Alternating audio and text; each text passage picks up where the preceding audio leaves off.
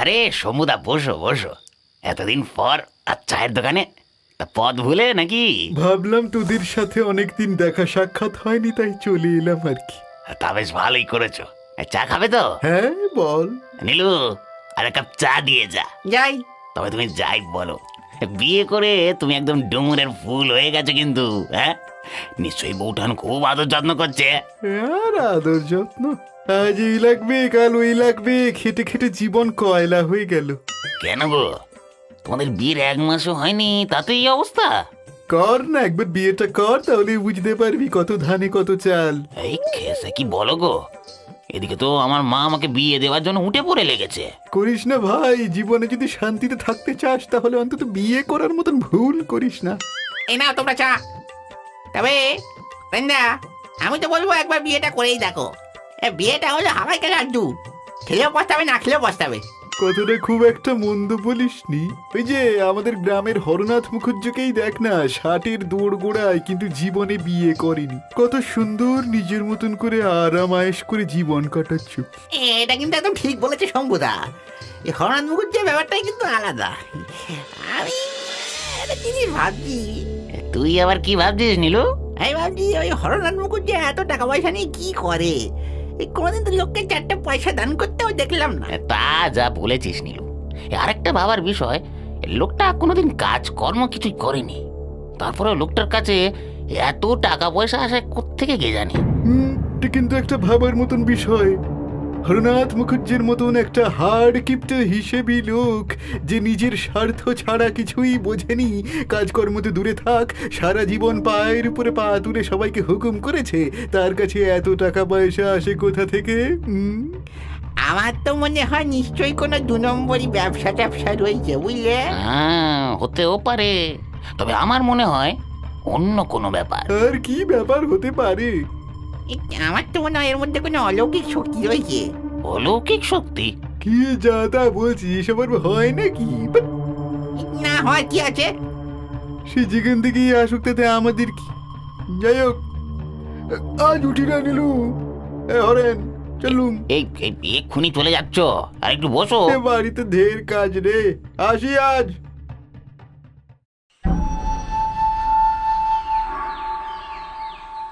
হরনাথ মুখুজ্জে তার বিশাল বাড়ির বারান্দায় হুঁকোয় লম্বা টান দিচ্ছেন। ধোঁয়ার কুণ্ডলি বাতাসে মিলিয়ে যাচ্ছে, চারপাশে বিরাজ করছে এক অদ্ভুত নিস্তব্ধতা। এমন সময় এক চাকর এসে বলে, কথা আপনি আমায় দিকে পাঠিয়েছেন? ওদিকের খবর কি? কোন দিকের খবর কর্তা? কতবার বললাম তোকে, নতুন কাজের লোক খুঁজে আন। আরে এদিকে দেখতে দেখতে যে 1 মাস কেটে গেল, কাজের জন্য একজনকে জোগাড় করে আনতে পারলি না। আমি কি বুড়ো বয়সেও সব কাজ একা সামলাবো নাকি? এই কথা আমি তো খোঁজ করছি, বিজ্ঞাপনও দিয়েছি, এই হাটে বাজারে কয়েকজনের সঙ্গে কথাও হয়েছে, কিন্তু আপনার নাম শুনলে সব ভয় কেটে পড়েছে। মানেটা কি? হ্যাঁ, আমার ভয় কেটে পড়ছে মানে? আমি কি বাঘ না ভাল্লুক যে যে কাজ করতে আসবো তাকে খেয়ে ফেলবো? ভাত কাপড় ঘর সব তো দেওয়া হবে, তাহলে আবার ভয় কিসের? আসলে করতে হবে সেটা নয়, লোক পাওয়া যাচ্ছে, তবে কেউ এত কম মাইনেতে কাজ করতে আসতে চাইছে। চুপ কর হতচ্ছাড়া, কম মাইনে আবার কি রে? যেটা দেওয়া হচ্ছে সেটা অনেক, সাথে আবার বিনা খরচায় থাকা খাওয়া পাচ্ছে, আবার কি চাই? কর্তা, একটা পোলা নিচে অনেকক্ষণ ধরে অপেক্ষা করতেছে। কেন? কাগজে দিছেন না ওই বিজ্ঞাপনটা, ওইটা পইরে কাজ চাইতে আইছে মনে হয়। ওরে বাবা, বিজ্ঞাপন পড়েই এসেছে বলছিস? তা দেখতে কেমন? চেহারাখানা বেশ ভালোই, সুন্দর চিমচাম। বুঝলাম, মনে হইতাছে কাজের খোঁজে আইছে। ওর কি আপনার কাছে পাঠাই দিমু? পাঠিয়ে দে, দেখি কেমন চলে এসেছে। আমি তাহলে যাই। হ্যাঁ, যা।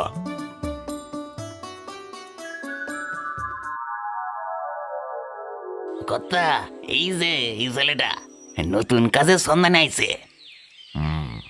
ঠিক আছে, তুই এখন যা। আইকে কর্তা। গিয়া ছোকরা, নাম কি তোমার? আমার নাম বিধান। নিজের নিয়ে কিছু বলো। এই যেমন এর আগে কোথায় কাজ করতে? আমার জন্মের কয়েক বছর পরেই আমার মা মারা যায়, বাবাকেও কোনোদিন দেখিনি। মায়ের মৃত্যুর পরে নীলপুর গ্রামের অনাথ আশ্রমেই বড় হয়েছি। পরে কাজের সন্ধানে নানান জায়গায় ঘুরে বেরিয়েছি। ঘুরে বেরিয়েছো মানে শহর টহরও গিয়েছিলে নাকি? হ্যাঁ কথা, শহরে গিয়ে কয়েক মাস কাজ করেছি। দোকানে মালবহন, গুদামের কাজ, লোকের বাড়িতে কাজ করার অভিজ্ঞতা রয়েছে, কিন্তু কখনো বেশি দিন মন থাকেনি। কেন টিকলো না কেন? কাজ পেলে তো খাওয়া পড়ার অসুবিধা হওয়ার কথা না? জানি না কথা। তুমি তো ভারী অদ্ভুত বাবু। কাজ নেই অথচ কোথাও মন টেকে না, আবার কষ্টের কাজের পেছনে ঘোরো। এই পৃথিবীতে এমন তো কোনো কাজ নেই যে তোকে বসে বসে টাকা দেবে। কথা, আমি বিজ্ঞাপন দেখেই এখানে এসেছি। এই কাজটা আমার ভীষণ দরকার কথা। কথা দিচ্ছি, আমাকে যদি সুযোগ দেন তাহলে আর পালিয়ে বেড়াবো না। এবার এবার মন শক্ত করে কাজ করব। খুব দরকার তাই তো? আচ্ছা ঠিক আছে। মালতী দি, ও মালতী দি, একটু এদিকে এসো। আগে বলুন কর্তা। বলছে এই ছেলেটাকে বাড়ির সব নিয়ম কানুন কাজকর্ম বুঝিয়ে দাও। দেখো কেমন কাজ টাজ করছে দেখো। আচ্ছা কর্তা। আর হ্যাঁ ছোকরা, তোমাকে বলি, আমার বাড়িতে কিন্তু একটা নিয়ম আছে। যখন ইচ্ছে হলো কাজ করলাম, যখন ইচ্ছে হলো ছেড়ে দিলাম। এসব করলে কিন্তু চলবে না। না কথা, এবারে কাজ ছেড়ে যাব না, মন দিয়ে কাজ করব। করলেই ভালো। আর একটা কথা, কম টাকায় কাজ করতে চাইলে না না, আমার তাতে কোনো অসুবিধা নেই। আমার দুবেলা দুমুঠো খাবার জুটলেই অনেক। ঠিক আছে, তুমি আজ থেকে তাহলে কাজে লেগে পড়ো। মালতী দি তোমাকে বাড়ির কাজকর্ম সব বুঝিয়ে দেবে। দেখতে দেখতে কেটে গেল কয়েকটা মাস। এক সন্ধ্যায় বিধান, আমি তোমাকে ডেকেছি একটা বিশেষ প্রয়োজনে। কথা, আমি কি কোনো ভুল করেছি? আমার করা কোনো কাজ আপনার কি পছন্দ হয়? না না, ঘটনাটা তা নয়, বরং তার উল্টোটাই। আমি তোমার কাজে ভীষণ খুশি। তুমি এই 6 মাস নিখুঁতভাবে সব কিছু সামলেছ। তবে আমি তোমাকে কিছু বলার জন্যই ডেকেছি। অনেক অনেক ধন্যবাদ কথা। বলুন কি বলতে চান। শোনো, আমার বয়স হয়েছে।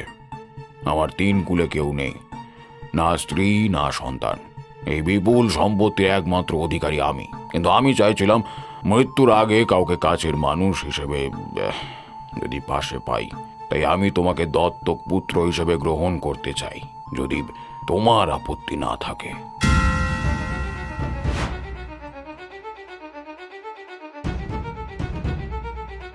কিছুক্ষণ পর নীরবতা ভেঙে আমতা আমতা করে বিধান বলল, কি বললেন কর্তা? আমাকে দত্তক? আমি তো অনাথ, আমার নিজের তো পরিচয় নেই, অথচ অথচ হ্যাঁ বিধান, আমি আমার সিদ্ধান্তে অটল। সব ব্যবস্থা আমি করে দেব। আমার অবর্তমানে এই বাড়ির উত্তরাধিকার হবে তুমি, প্রচুর সম্পত্তির মালিক হবে তুমি। তবে শুধু একটাই শর্ত আমার। শর্ত? হ্যাঁ শর্ত। আবার এই বিপুল সম্পত্তির উৎস কি, কোথা থেকে পেয়েছি, কিভাবে পেয়েছি, এসব জানার কোনো চেষ্টা করবে না। সঠিক সময় এলে তুমি নিজেই সবটা জানতে পারবে। অপ্রত্যাশিত প্রস্তাব পেয়ে বিধানের বুক ধড়ফড়িয়ে উঠল। কয়েক মাসের মধ্যেই সে এক অজানা অঙ্গীকারের মুখোমুখি দাঁড়িয়েছে। হরনাথ মুখুজ্জের কথার ভাঁজে যেন লুকিয়ে আছে কোনো রহস্য। ব্যাপারটা তো বেশ গোলমেলে মনে হচ্ছে। মাত্র 6 মাস হলো এখানে আছি, এর মধ্যেই আমাকে দত্তক নিয়ে এই বিশাল সম্পত্তির অধিকারী বানাতে চাইছে। নিশ্চয়ই এর আড়ালে কোনো অভিসন্ধি আছে। কি হলো, এতক্ষণ ধরে কি ভাবছো তুমি? হ্যাঁ, না না, কিছুই না কর্তা। যদি আপনি আমাকে দত্তক নিতে চান তবে আমার মতন ভাগ্যবান আর কেউ হবে না। তবে আজ থেকে আর কর্তা নয়, আজ থেকে তুমি আমায় বাবা বলে ডেকো। আচ্ছা।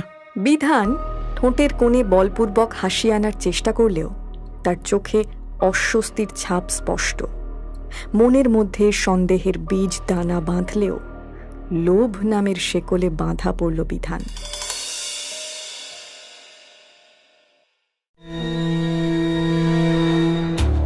এতদিন অনিশ্চয়তার জীবন কাটানোর পর বাকি জীবন সে রাজার হালে কাটিয়ে দেওয়ার সুযোগ হাতছাড়া করতে চাইল না।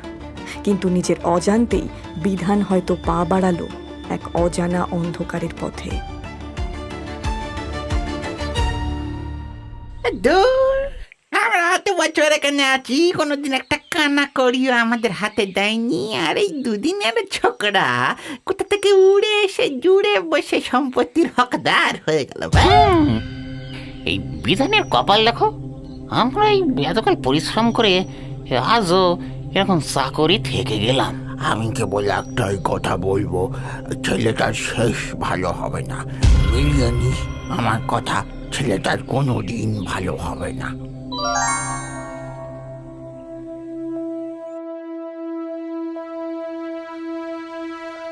আরে বিধান ভাই বল, তুই তো এখন একেবারে রাজা হয়ে গেছিস ভাই। এখন তোর টাকা আছে, ক্ষমতা আছে, গাড়ি ঘোড়া সব তোর হাতে। হ্যাঁ, শুধু একটা কাজ বাকি। আবার কি কাজ? তোর বাপকে গিয়ে বল এখনই যেন তোর নামে উইলটা করে দেয়, নাহলে পরে আবার অনেক ঝামেলা বাঁধতে পারে। উইল মানে কি? আরে বোকা, আজ তুই ছেলে হয়েছিস ঠিকই, কিন্তু দেখ, কাল তোর বাপ মরলে যদি লিখিত কিছু না থাকে, তাহলে কে জানে কোথা থেকে কোনো দাবিদার কে হয়ে আসবে। তুই ছেলে হয়েও খালি হাতে বসে থাকবি ভাই। তাই বলছি, এখনই নিশ্চিত কর, তোর নামে উইল থাকলেই অন্য কেউ এসে নিজেকে মুখুজ্জে বংশের উত্তরাধিকারী বলে দাবি করতে পারবে না। কথাটা মন্দ বলিসনি, উইল থাকাটাও তো দরকার। আরেকটা কথা, একবার ভেবে দেখেছিস তোর বাপের এত টাকা আসছে কোথা থেকে? এটা জানার অধিকার কিন্তু তোর আছে ভাই। কিন্তু বাবা প্রথম দিনেই তো মানা করেছিল এইসব ব্যাপারে মাথা না ঘামাতে। মাথা ঘামাবি না বললেই হলো? তুই তোর বাপের ব্যাটা, তোর হক আছে সব বিষয় জানার। আরে তোর বাপ আর কতদিন বাঁচবে? তারপর এই বিশাল সম্পত্তির একমাত্র উত্তরাধিকারী তুই রে ভাই।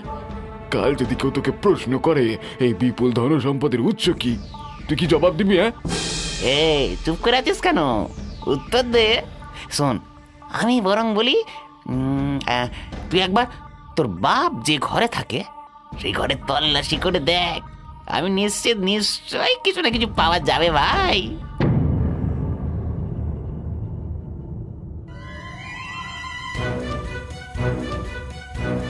পুরো ঘর তন্ন তন্ন করে খুঁজলাম, কিন্তু একটা কিছু পেলাম না।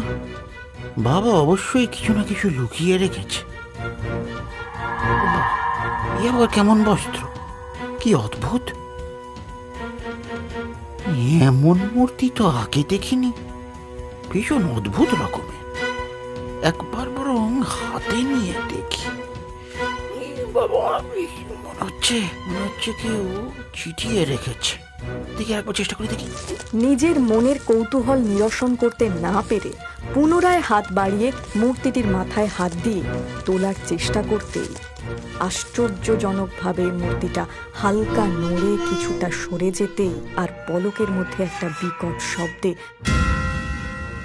এই ব্যাপারটা তো খুব একটা সুবিধার মনে হচ্ছে না। তো মনে হচ্ছে কোনো গুপ্ত দরজা, কিন্তু এই তো পুরো অন্ধকার। তো একটা সিঁড়ি দেখা যাচ্ছে মনে হচ্ছে। একবার গিয়েই দেখি কি আছে। দেখি এই কোথায় এসে পড়লাম আমি? দেখে তো মনে হচ্ছে কোনো কালা জাদুর আড্ডা। আমাকে এখান থেকে পালাতে হবে, যত তাড়াতাড়ি সম্ভব পালাতে হবে। হঠাৎ দূর থেকে পায়ের শব্দ ভেসে আসতেই বিধানের চোখে মুখে আতঙ্ক ফুটে ওঠে। সে দ্রুত মশালের আলোর বাইরে দেওয়ালের একটা অন্ধকার কোণে লুকিয়ে পড়ে। ঠিক তখনই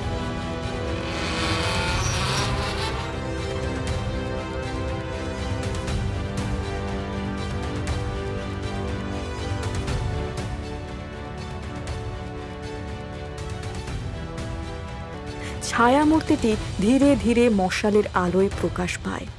তার পরনে গাঢ় লাল বস্ত্র। বিধান ভালো করে সেদিকে দৃষ্টি নিক্ষেপ করতেই তার পিলে চমকে ওঠে। এই মানুষটি আর কেউ নয়, সে যে স্বয়ং হরনাথ মুখুজ্জে, তার এককালীন মালিক ও বর্তমান পিতা।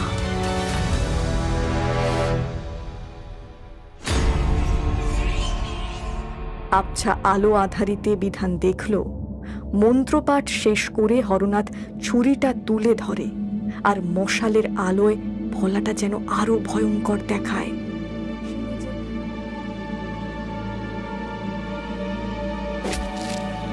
এক ফোঁটা রক্ত টপকে পড়ে কঙ্কালের মাথার উপর। রক্ত পড়ার সঙ্গে সঙ্গে কক্ষের মধ্যে একটা অদ্ভুত কম্পন শুরু হলো, যেন এক অদৃশ্য শক্তি জেগে উঠেছে। বিধানের চোখে মুখে আতঙ্কের ছাপ স্পষ্ট।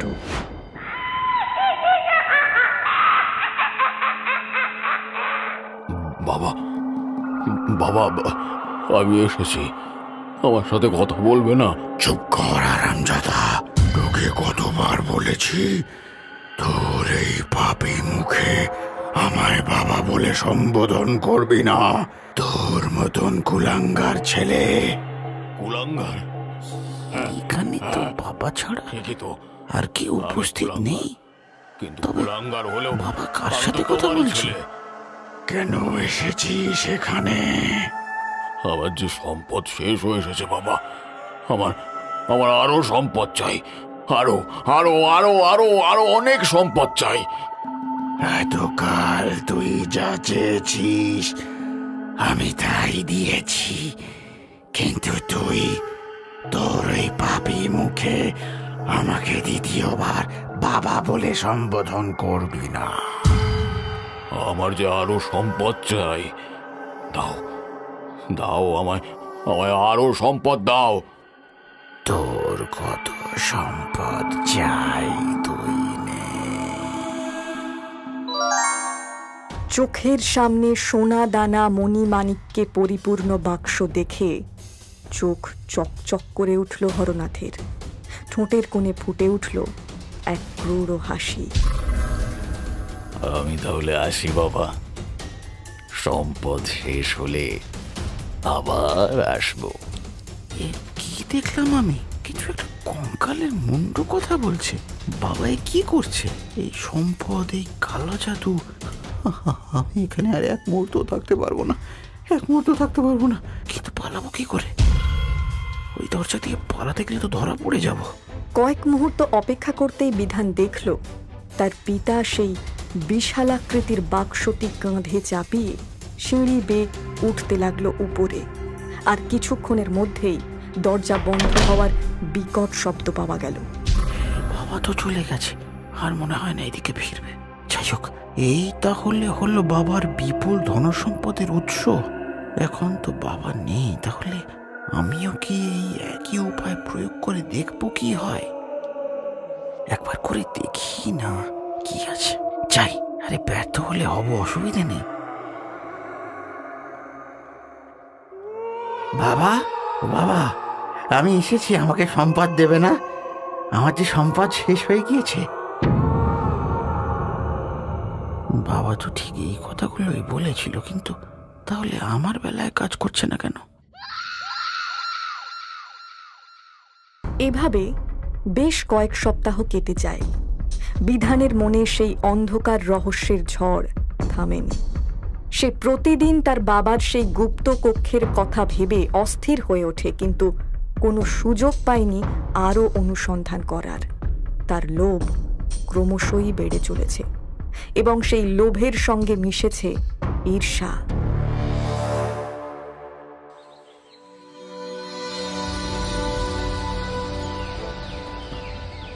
একদিন সকালে হরনাথের ব্যক্তিগত ঘরে বিধান তার সাথে কথা বলতে আসে।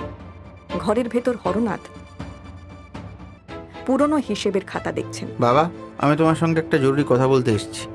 কি কথা বল শুনি।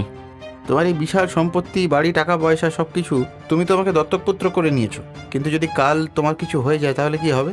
আমি চাই তুমি এখনই আমার নামে একটা উইল করে দাও, যাতে সবকিছু আমার হয়ে যায়। এটা তো আমার হক। উইল? ছেলে হয়েছিস বলে কি সবকিছু তোর হাতে তুলে দেব?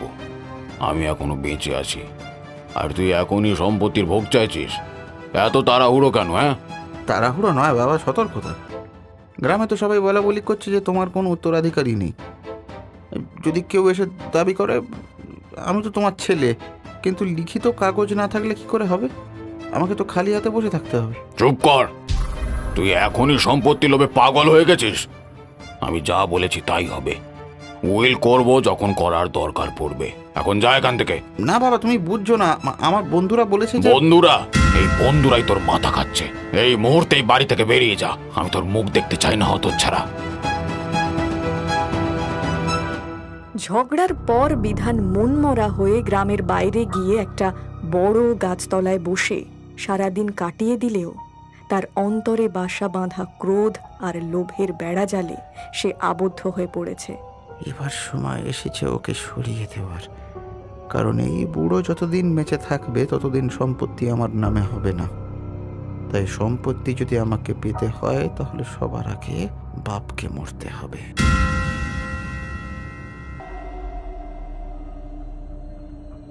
বাবা, আমি ভুল করেছি, সকালে তোমার সাথে খারাপ ব্যবহার করেছি, আমাকে ক্ষমা করো। আমি আর কখনো এসব কথা বলবো না, তুমি যা বলবে তাই হবে। ঠিক আছে ঠিক আছে, আর এরকম কথা মনেও আনিস না। না না, আর কখনো না।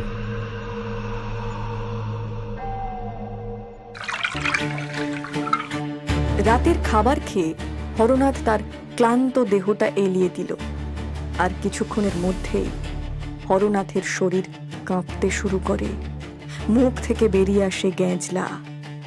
বিধান ধীরে ধীরে কাছে এসে দাঁড়ায়। বিস্ফারিত দৃষ্টিতে হরনাথ চেয়ে থাকে বিধানের দিকে। ক্রমেই নিথর হয়ে আসে হরনাথের দেহ, আর বিধানের ঠোঁটের কোণে ফুটে ওঠে এক নির্মম ম্লান হাসি। ওপারে ভালো থেকো বাবা, এদিকটা আমি ঠিক সামলে নেব, তুমি নিশ্চিন্তে নরক যাত্রা করতে পারো।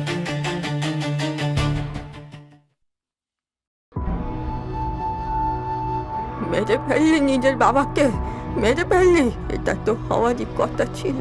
ওই কথায় আছে না, বাপ কখনো তার বাপকেও ছাড়ে না। এই কথাটা আবার প্রমাণিত হলো। বল, তোর কি সমস্যা? বাবা, কিছুতেই আর্থিক সংকট আমার পিছু ছাড়ছে না। এই পৃথিবীতে লক্ষ্মী আর কুবের ছাড়া তো অর্থের অভাব সকলেরই।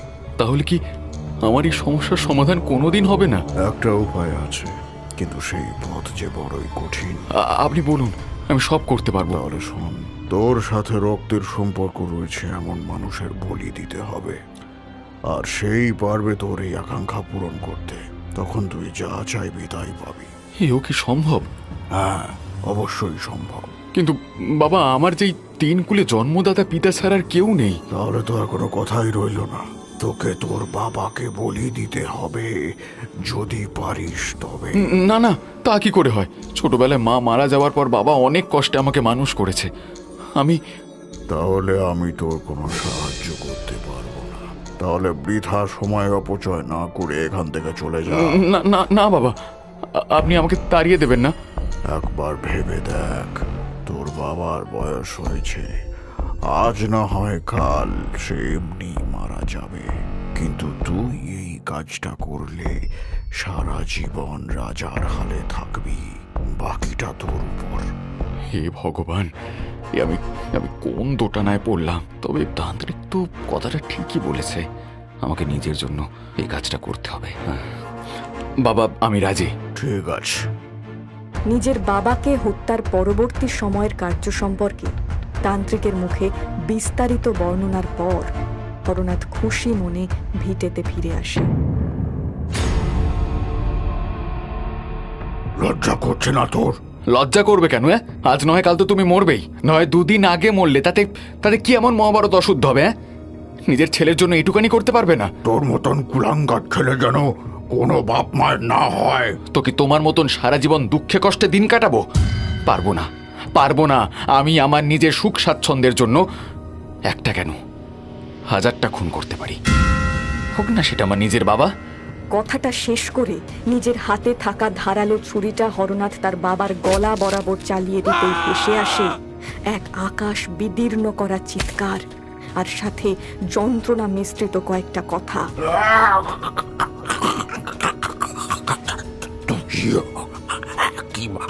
মরবে।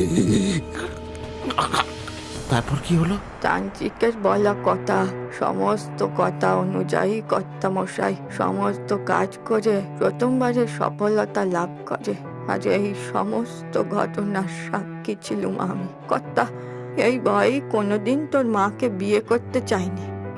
আমি তোমার কথা কিছু বুঝতে পারছি না। মাকে বিয়ে করতে চাইনি মানে? হরনাথ মুখুজ্জে তোর জন্মদাতা পিতা রে। কি বলছো তুমি? আমি ঠিকই বলছি কর্তা। তোর মা মধুবালার মধ্যে একটা ভালোবাসার সম্পর্ক ছিল, তুই তখন পেটে। কর্তার ভয় ছিল যে সম্পত্তির লোভে কর্তা নিজের বাবাকে হত্যা করেছিল, যদি তার সন্তানও একইভাবে, ঠিক এই কারণেই উনি তোর মাকে বিয়ে করেননি। আমি মাকে যখনই জিজ্ঞেস করেছি, মা কোনোদিন আমাকে বাবার কথা বলেনি। প্রতিবারই বলেছে আমার বাবা মৃত। তোর গলার কাছে ওই ওই জরুলটা দেখেই কর্তা তোকে চিনতে পারে। বয়স বাড়ার সাথে সাথে কর্তার চিন্তা বাড়তে থাকে, তার বিপুল সম্পত্তির অধিকারী কে হবে। যদি ওনার জীবিত অবস্থায় উনি কাউকে উত্তরাধিকারী মনোনীত না করে যেতে পারেন, তাহলে এই সম্পত্তি পঞ্চভূতে লুটে পুটে খাবে। তখন তুই আসিস, কর্তা তোকে প্রথম দেখেই চিনে ফেলে। হয়তো ভয় আর আতঙ্ক, খানিকটা আক্ষেপ থেকে চেয়েও তোকে পরিচয়টা জানাতে পারিনি। তার মানে আমি আমার বাবাকে? আরে হতভাগা, তুই তোর বাবাকে নিজের হাতে খুন করেছিস। সম্পত্তির লোভ, বড় লোভ রে। বাবা? কর্তাবাবুর বাবা মারা যাওয়ার সময় অভিশাপ দিয়েছিলেন যে ওনাকেও ঠিক একইভাবে মরতে হবে। অদৃষ্টের লিখন কেউ খণ্ডাতে পারে না। আজ ঠিক তাই হলো। কর্তা যেমন সম্পত্তির জন্য নিজের বাবাকে খুন করেছিলেন, তেমনি তিনিও সম্পত্তির লোভেই নিজের ছেলের হাতে খুন হলেন। এখন আর কেঁদে কি করবি? তুইও যা, সাধনা শুরু কর। টাকা পয়সার দরকার তো আয়েশ করার জন্য। যা, তুইও যা, দাঁড়িয়ে আছিস কেন? আমার নিজের বাবা এটা জানলে আমি কখনোই খুন করতাম না। আমার কিছু চাই না, কিছু চাই না। এখন সেসব কথা বলা বৃথা, ভিত্তিহীন। জঙ্গলের নিবিড় অন্ধকার কেটে গিয়েছে ভোরের প্রথম আলোয়, কিন্তু বিধানের হৃদয়ে সেই আলোর কোনো স্পর্শ নেই। বিধান তখনও নির্বাক হয়ে বসে রইল মাটিতে। মালতীর পায়ের শব্দ মিলিয়ে যায় দূরে, কিন্তু তার কথাগুলো বিধানের মনে গেঁথে থাকে। লোভের পথে পা বাড়ালে পাপ যে তার বাপকেও ছাড়ে না।